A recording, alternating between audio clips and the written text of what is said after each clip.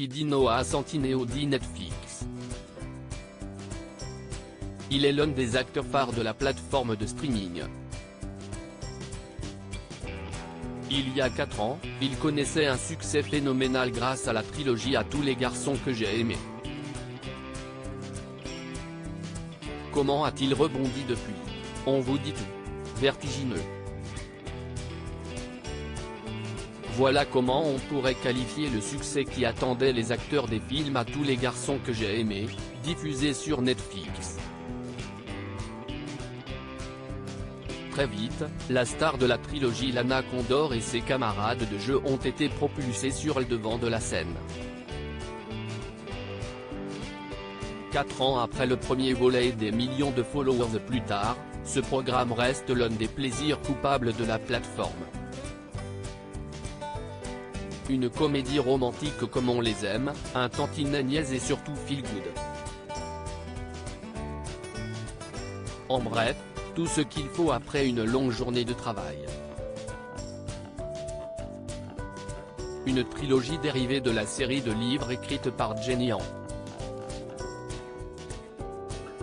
Si l'adaptation a connu un tel succès, c'est parce que cette mise en valeur de la communauté asiatique a été très appréciée par le public. Elle doit aussi beaucoup à son premier rôle masculin, Noah Centineo. Le jeune homme est rapidement devenu la coqueluche des réseaux sociaux, et le géant du streaming l'a bien compris. L'acteur a alors rempilé pour 2 autres comédies romantiques made in Netflix, Sierra Burgess is the Loser, 2018, et The Perfect Date, 2019. Noah Centineo signe son grand retour. Noah Centineo surfe sur son succès, et il joue le jeu des réseaux sociaux à la perfection.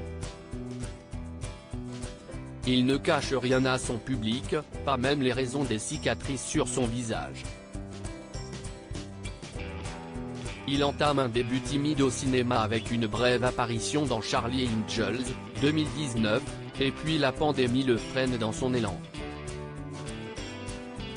Il profite toutefois de la crise sanitaire pour préparer des projets, et surtout s'illustrer dans un tout autre domaine. CEST en février 2020 qu'il lance Favor de Nation, une initiative à but non lucratif pour financer des œuvres caritatives. L'idée, utiliser son nom et son visage comme une marque sur les réseaux sociaux pour collecter des fonds. Son grand retour, il l'a signé cette année aux côtés de Dwayne Johnson dans le film DC Black Adam, sorti au cinéma au mois d'octobre dernier. Il y interprète Atom Smasher, un super-héros capable de changer de taille en conservant la même densité.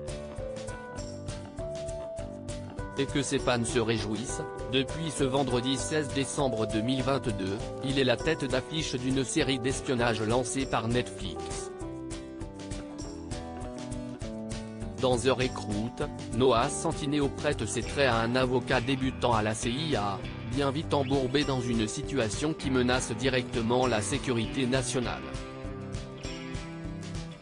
Si on l'a connu dans des rôles plus légers, l'acteur surprend cette fois avec un jeu bien plus mature. À vos télécommandes.